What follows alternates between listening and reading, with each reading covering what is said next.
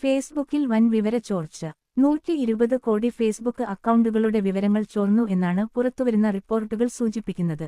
ഇത്രയധികം ആളുകളുടെ ചിത്രങ്ങളും പാസ്വേഡുകളും ഉൾപ്പെടെയുള്ള വിവരങ്ങൾ സൈബർ അധോലോകമായ ഡാർക്ക് വെബിൽ വിൽപ്പനയ്ക്കെത്തിയിട്ടുണ്ട് എന്നാണ് റിപ്പോർട്ടുകൾ വ്യക്തമാക്കുന്നത്. ബാങ്ക് അക്കൗണ്ടുകൾ, ആരോഗ്യ പോർട്ടലുകൾ, കോർപ്പറേറ്റ് സിസ്റ്റങ്ങൾ, സർക്കാർ സേവനങ്ങൾ എന്നിവയ്ക്കുള്ള ലോഗിൻ ക്രെഡൻഷ്യലുകൾ ഉൾപ്പെടെ ഇതുവഴി ചോർത്തപ്പെട്ടു. വെബ് സ്ക്രാപ്പിംഗ് സാങ്കേതികവിദ്യ ഉപയോഗിച്ചാണ് ഫേസ്ബുക്കിന്റെ ചരിത്രത്തിലെ വലിയ വിവരച്ചോർച്ച നടത്തിയിരിക്കുന്നതെന്നാണ് വിവരം. ഒറ്റയടിക്ക് ലക്ഷങ്ങളുടെ വിവരം ചോർത്തുന്ന സാങ്കേതിക വിദ്യയാണ് വെബ് സ്ക്രാപ്പിംഗ് എന്നു പറയുന്നത്. ഇത് സംബന്ധിച്ച വിവരങ്ങൾ പുറത്തുവന്നതോടെ ലോകമെമ്പാടുമുള്ള സോഷ്യൽ മീഡിയ ഉപഭോക്താക്കൾ എല്ലാം ആശങ്കയിലാണ്.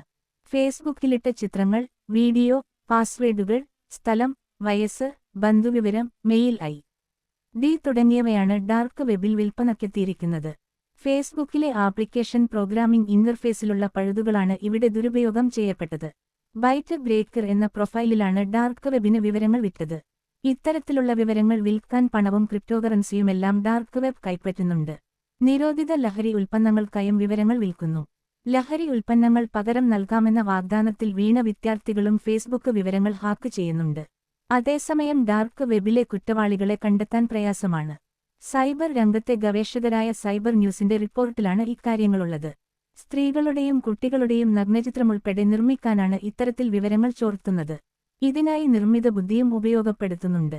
വെയിൻ GPT പോലുള്ള അനധികൃത AI ടൂളുകളാണ് ഇതിനായി ഉപയോഗിക്കുന്നത്. വ്യക്തിവിവരം കമ്പനികൾക്ക് വിറ്റ് ബിസിനസ് സർവേയുടെയും അഭിപ്രായ രൂപീകരണത്തിന്റെയും ഭാഗമാക്കും. ബാങ്ക് വിവരമുപയോഗിച്ച് പണം തട്ടും. സ്വകാര്യ വിവരങ്ങൾ സമൂഹമാധ്യമങ്ങളിൽ പങ്കുവയ്ക്കാതിരിക്കുക എന്നതാണ് ഇത്തരം വിവര ചോർച്ചകളുടെ ഇരകളാകാതിരിക്കാനുള്ള ഏറ്റവും നല്ല മാർഗമെന്ന് സൈബർ വിദഗ്ധർ പറയുന്നു. അക്കൗണ്ട് പാസ്വേഡുകൾ ഇടയ്ക്കിടയ്ക്ക് മാറ്റുന്നതും നല്ലതാണ്. ശക്തമായ പാസ്വേഡുകൾ ഉപയോഗിക്കാൻ പ്രത്യേകം ശ്രദ്ധിക്കണമെന്നും ഇക്കൂട്ടർ മുന്നറിയിപ്പ് നൽകുന്നു. ന്യൂസ് 4 വേണ്ടി ജിൻസി കുര്യൻ.